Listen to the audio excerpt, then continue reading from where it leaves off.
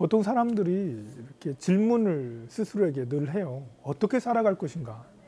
나는 어떻게 살아야 될 건가?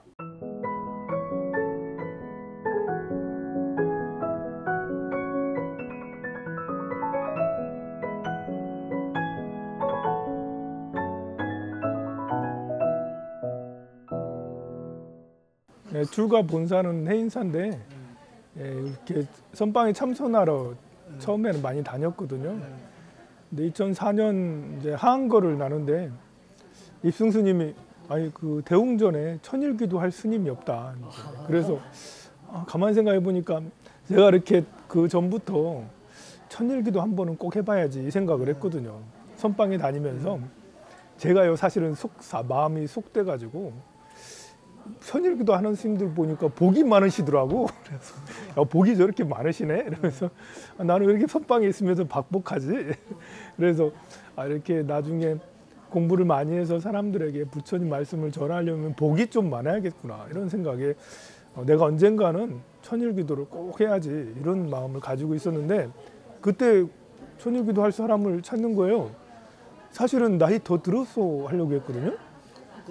그런데 이제 때가 제가 아무리 생각해 봐도 저는 해인사 스님이고 통도사에서 천일기도 할 수 있는 인연은 지금밖에 없겠다 싶어가지고 그럼 제가 하겠습니다.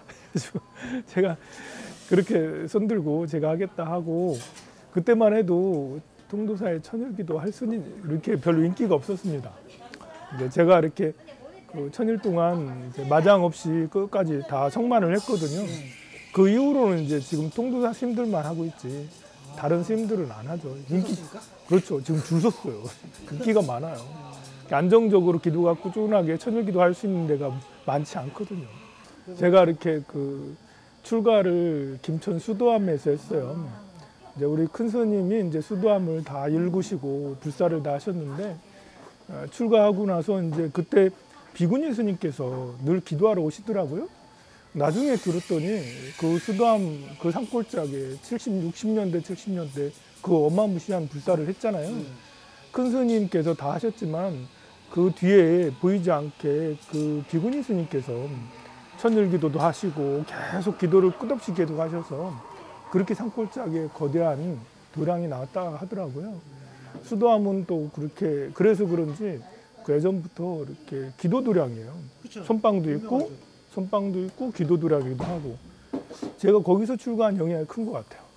그래서 선방에 나오기 전에 바로 기도하고 선방에 갔고 또 이렇게 통도사 가서 천일기도를 꼭 해야겠구나 해서 이제 하게 된 것도 어렸을 때 출가했을 때 그런 이제 그것들을 보면서 했고 또 그 천일기도 하고 나서 여기 황룡사를 이제 만들고는 여기서도 계속 천일기도 몇 번째.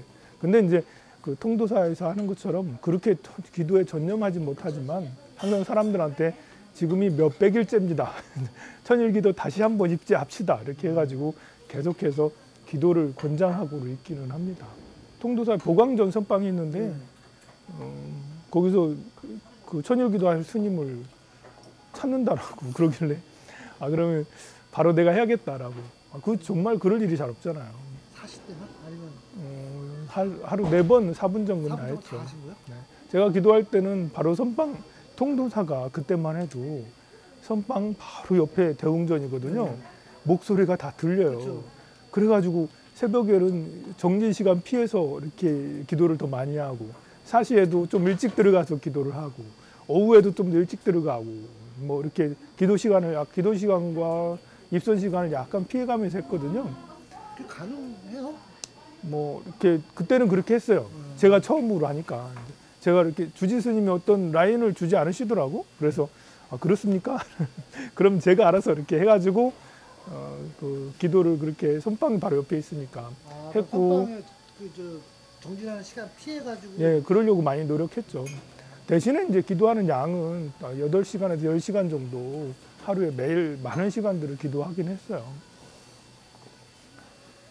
그때는 이제 사분정근이 바로 이렇게 정석이고 한 번 기도할 때마다 2시간씩 하는 게 정석이고 우리 불가에 내려오는 게 기도의 정석이 그거잖아요. 2시간 4번 정근. 지금 생각보다 세네요. 아니, 요즘 보통 사실은 좀 강하게 하고 네. 다른 데는 좀 약하게 하는. 이제 지금은 이제 이렇게 그런 기도 이런 것들이 예전하고 좀 다르고 분위기가 또 근기도 많이 다른 것 같아요. 옛날 70년대, 80년대, 90년대까지 약간 무대포 정신이 있었잖아요. 저도 이제 무대포 정신으로 그게 잘했다고 생각하지는 않지만 그래도 후회는 없고. 죄송한데 스님 그 출가하고 몇 년 뒤에 그 기도를 하신 거예요? 제가 91년도에 수계를 받았거든요. 그래서 선방에 한 10여 년 다니다가 그러다가 이제 기도를 했어요. 저는 그 이제 불광사 스님을 굉장히 존경하거든요. 이렇게 불광사 스님이 보현행원품을 소위 경전으로 삼아서 보현행원품 제일 중요하게 여기셨잖아요.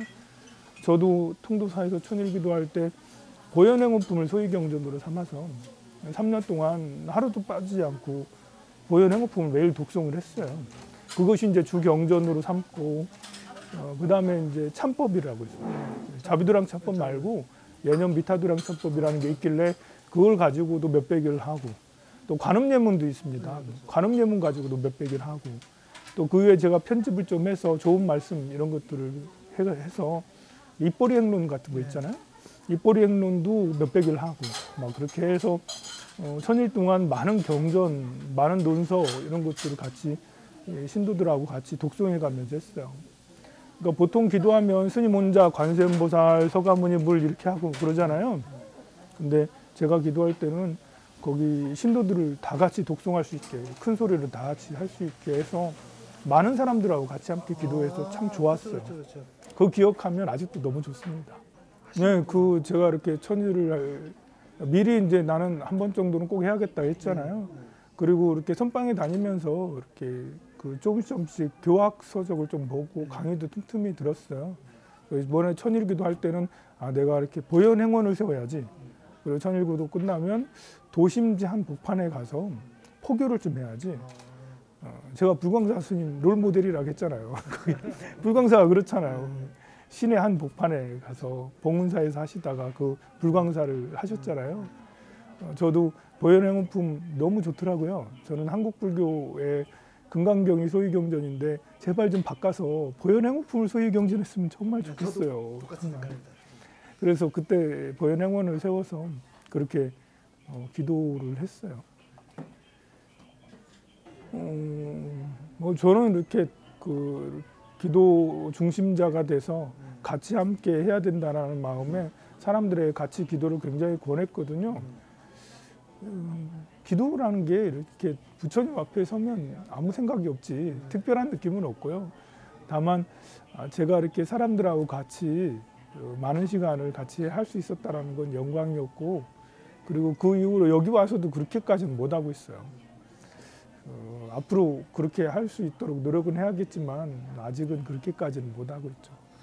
그 기도에 동참하신 신도분들도 그러니까 뭐 어쨌든 스님의 또 천일기도라는 그 스님 말은 뭐 쉽게 하시지만 쉽지 않은 거라고 저는 생각하고 그때 같이 동참했던 분들은 지금도 만나면 서로 그때 너무 인상적이었다. 너무 기도가 좋았고 잘 됐다라고 지금까지도 말씀하시거든요.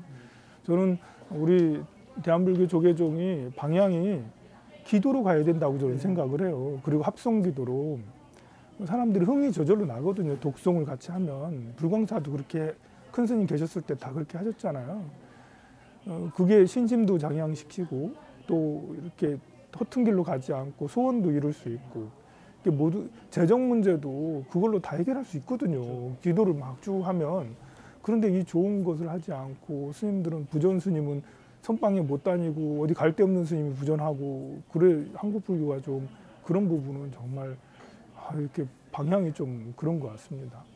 기도 분위기를 진작시켜서 다시 예전 60년대, 70년대 정말 큰 스님들은 기도 중요하게 여기셨거든요. 그때 같이 하지 많이 못했지만 불광사 스님처럼 같이 이렇게 하고 하는 일들이 앞으로 일어났으면 좋겠어요. 선생님 나오실 때 조금 허탈하셨나요? 아니면 뭔가 흥영사 만들어야지 원력이 더 컸었나요? 이렇게 성만했다라는 이제 성취감도 컸죠. 그리고 더 하고 싶은 생각도 있었지만 어쨌든 일단 나와가지고 저희 은사 스님 절에 잠깐 있으면서 제가 계획했던 그대로 이렇게 한번 알아보러 다니긴 했죠. 그런데 이제 제가 이렇게 당시 참 어찌 보면 이제 바보 같고 순수에 따라갈 수 있는 게 이게 포교당을 하려면 재력이 있어야 되더라고. 재력이. 그렇죠.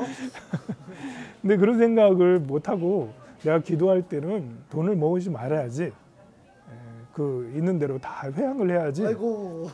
그래가지고 여기 있던 책들이 반절 정도는 그때 다 산 거예요.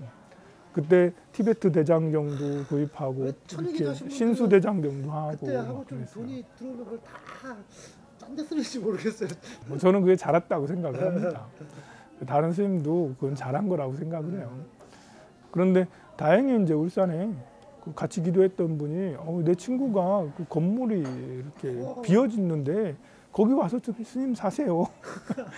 그래가지고 와서 보니까 이제 한 40평이 잘 안 되더라고요.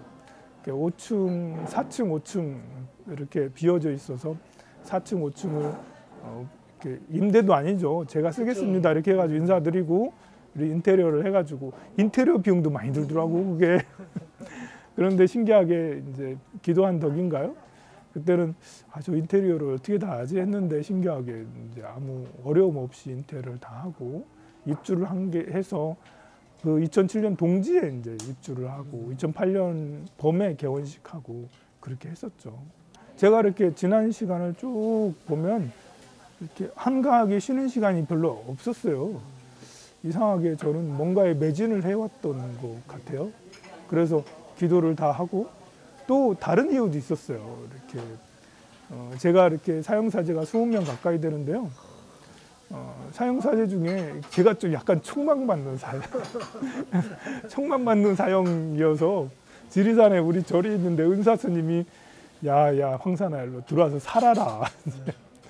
우리 절은 정말 지리산 산골짜기 오지거든요. 여기 와서 살아. 네가 주지 좀 해. 근데 제가 아무리 계산을 해봐도 생각을 해봐도 그 산골짜기에서 이렇게 그 소임을 맡아서 하는 것보다는 시내 한가운데서 힘들더라도 내가 이렇게 맨땅에 헤딩하듯이 개척 포교당 이런 식으로 해서 시내에서 승부를 거는 게 훨씬 더 낫겠다. 어차피 소임을 본다면 그렇죠.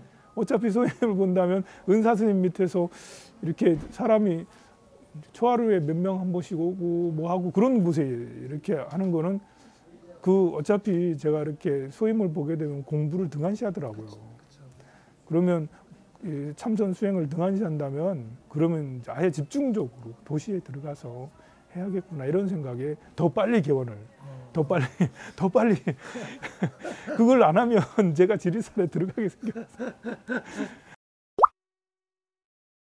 제가 이렇게 그 전에 구절에서 이렇게 있을 때는 공양주나 종무소나 이렇게 봉사로 한다는 데가 있다더라고요. 이렇게 뭐 부산에 어디 가면 그런 봉사로 다 하고 어디 가면 또 하고 야 이건 불가능한데? 야 이건 완전 불가능하잖아. 그럴 수가 없잖아. 그렇죠. 저한테도 야 이건 불가능한 일이라고 생각을 했는데 여기 와서는 이렇게 실제로 공양주가 없는지 몇 년 됐어요. 제가 이제 무료급식까지도 하고 그랬거든요. 무료급식을 하면 책임자가 반드시 있어야 되잖아요. 냉장고 관리해야 되죠. 비품 관리해야 되지. 부식 관리해야 되지. 그런데 이제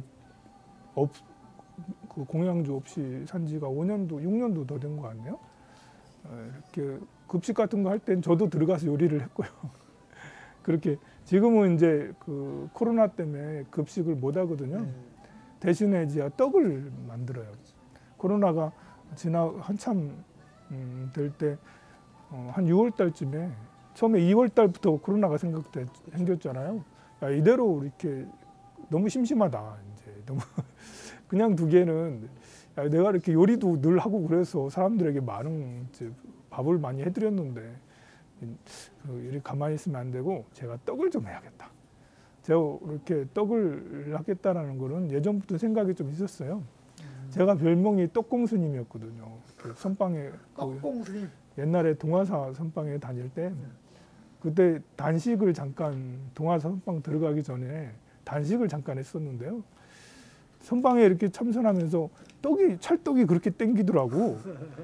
단식하고 나서 그거 먹으면 안 되거든요. 그런데 어려가지고 먹는 걸 못 참아가지고 밥 대신 떡 찰떡 먹고 뭐 이러니까 스님들이 야 이렇게 바로 공양할 때 떡 먹는 스님은 처음 봤다. 그때는 본명이 지공이었는데 떡공이라고. 그때 같이 살았던 스님들은 아직도 떡공이라고 그러는데 그래서 이렇게 무료급식을 못하니까 어떻게 하면 좋을까 하다가 절에서 떡집을 만들어 가지고 이렇게 하는 거는 예전부터 이렇게 하면 좋겠다라는 이제 그 은근한 그런 마음이 있었거든요. 그래서 바로 이제 떡 방앗간을 지었죠. 이제 쌀을 씻고 하는 거 신도분들이 이렇게 해주고 이제 제일 메인으로 이제 떡을 이렇게 가루를 내서 반죽을 해서 이렇게 가루를 내서 찌는 거는 이제 제가 하고 또 이렇게 그걸 다 찌었으면 포장을 해야 되잖아요. 그렇죠. 그러면 이제 그 시간에 신도분들 같이 저랑 저는 떡을 만들고 그분들은 포장을 하고 그렇게 지금 법회 때마다 그 떡을 해서 나눠 매일 해요. 매일요? 이제 급식을 했었잖아요. 그래서 밥을 드시러 오시던 분들이 있다고요. 그분들에게 우리가 떡을 나눠줄게요. 해서 그날부터 이제 그 일요일만 빼고 매일같이 이제 떡을 해서 나눠드리고 몇 킬로? 한 100명 정도 와가지고 가져가거든요. 그렇게 해서 지금까지 계속 하고 있어요. 그래도 다행인 것은 제 떡이 인기가 있다라는 거예요. 이게 맛없어가지고 사람들이 이걸 안 먹으면 안 가져가면 어떻게 하겠어. 다행히 사람들이 좋아하시더라고. 지금은 걱정해요. 매일같이 벌써 2, 3년 동안, 2년 동안 하다 보니까 사람들이 실증 나지 않을까. 이제 떡이 질리겠다. 이제 질리면 나는 그럼 또 뭘 줘야지? 3시, 4시쯤에 내려가서 떡을 이제 만들고 준비하고 만들고 7시 정도까지 그렇게 해요. 새벽 예불 중에 새벽 예불도 하고 이제 사람들 기도시켜 놓고 또 이렇게 하고 축원도 하고 그 시간에 스님 어쨌든 떡 이렇게 만들고 그런 7, 8시쯤에 이렇게 끝나고요. 그러고 나서 이제 매일 사람들한테 문자를 한 4,000명, 3, 4,000명에게 문자를 매일 보내거든요. 그래서 그거 고민해요. 졸면서 오늘은 무슨 문자 보내야지? 페이스북에 올라오는 네, 페이스북에 보면 네. 짧은 짤 있잖아요. 문자 그거를 그대로 네, 그거를 네. 매일 이제 사람들한테 네, 보내고 그걸 이제 파일로 만들어서 페이스북에 올리고 네. 이렇게 강의도들 매일 하거든요. 불교대 강의는 언제 하세요? 불교대학은 이제 개강하면 3월 달부터 이렇게 일주일에 한 번씩 오전반, 저녁반 그렇게 경전반하고 그래서 개강 중에는 이제 경전반하고 불교대학하고 이렇게 오전 저녁 이렇게 하니까 4시간씩이잖아요. 정말 힘들더라고. 일주일에 3일이죠. 이게 목이 남아지는 않아요. 그리고 연구를 할 수가 없어. 그리고 강의한 것들을 이제 매일 그렇게 유튜브에다가 항상 게시를 해요. 불교대학 강의가 없을 때는 이제 법당에서 이제 온 신도들을 대상으로 너댓 명 있어도 강의하고 늘 강의하고 그렇게 하죠. 그리고 이제 저녁에 뭐 쉬고요.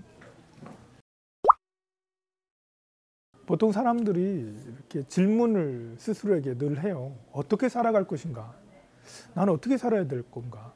특히 지금처럼 많은 정보가 공개되어 있고 또 앞일이 예측 불허된 그런 순간에는 마음이 더 혼돈스러워요. 마음을 편하게 가질 수 있는 것 같지만 다들 보면 마음 관리가 정말 어렵거든요. 그래서 자꾸 물어봐요. 어떻게 마음을 써야 되고 어떻게 머물러야 되고 이 마음을 어떻게 다스려야 되는지 또 사람과의 관계는 어떻게 해야 되는 건지 또 절에 다니면 절은 또 어떻게 다녀야 되는지 이런 많은 질문들이 있는데 이 많은 질문에 대한 답은 모두 다 보현행어품에 다 들어있습니다. 보현행어품에 보면 첫 번째 질문 자체가 그래요. 그 선제동자가 보현보살님한테 같은 질문을 하는 거죠. 어떻게 살아야 되는지에 대해서 보현보살님께서 말씀하시기를 예경제부를 해야 된다. 부처님한테 예배 공경해야 된다. 그리고 부처님을 찬탄해야 된다. 우리가 부처님을 찬탄하는 건 부처님뿐만 아니라 모든 생명들이 부처님이니까 칭찬을 많이 해야 되는구나 이런 생각을 가질 수가 있잖아요. 그리고 세 번째는 광수 공양이에요. 끝없이 공양 올리는 거야. 우리는 내 것이 중요하고 내가 더 챙기고 싶고 그러는데 부처님의 가르침은 나눠라, 함께 해라. 이런 말씀이 광수 공양이잖아요. 부처님한테 올리는 게 모든 생명들한테 다 올리는 거고. 그와 함께 이제 같이 함께 참회라는 것은 자기 내면을 검색하는 거잖아요. 내가 이거 좀 잘못한 것 같아요. 난 앞으로 이걸 잘하겠습니다라고 그런 것이 업장을 참여하는 부분이거든요. 그리고 이제 다섯 번째는 함께 기뻐하는 거예요.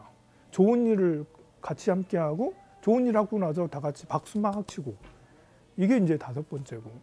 그러니까 이것은 모두 다 부처님과 관계된 부처님을 예배하고 공경하고 광수 공양을 하고 참여하고 함께 공덕을 지은 걸 기뻐하고 그 다음에 이제 가르침에 대한 부분이에요.